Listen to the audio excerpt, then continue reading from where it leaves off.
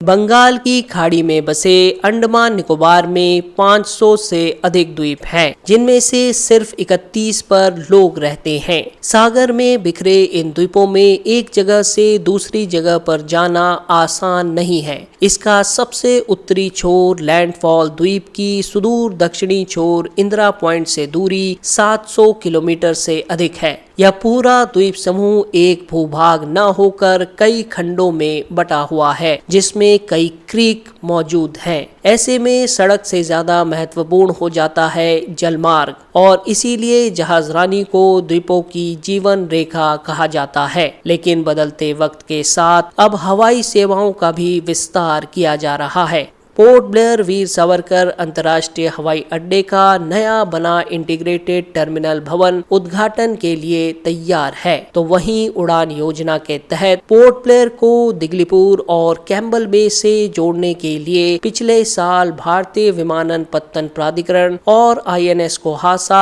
तथा INS बाज के बीच 2 समझौते पत्रों पर हस्ताक्षर किए गए। इनमें दिगलीपुर में शिवपुर और कैम्बल बे में स्थित नौसेना की हवाई पट्टियों का इस्तेमाल नागरिक उड़ानों को संचालित करने के लिए किया जाएगा। शिवपुर में यात्री टर्मिनल बनकर तैयार हो गया है, जबकि कैम्बल बे में बन रहे यात्री टर्मिनल के अगले वर्ष मार्च तक पूरा होने का अनुमान है। कार निकोबार में भी टर्मिनल बनकर लगभग पूरा होने वाला है। पोर्ट ब्लेयर से शिवपुर और कार निकोबार तथा कैम्बल बे के बीच हवाई संचालन के लिए ऑपरेटर भी चुन लिया गया है। आने वाले समय में इस रूट पर एक 19 सीटर यात्री विमान उड़ान भरना शुरू कर देगा।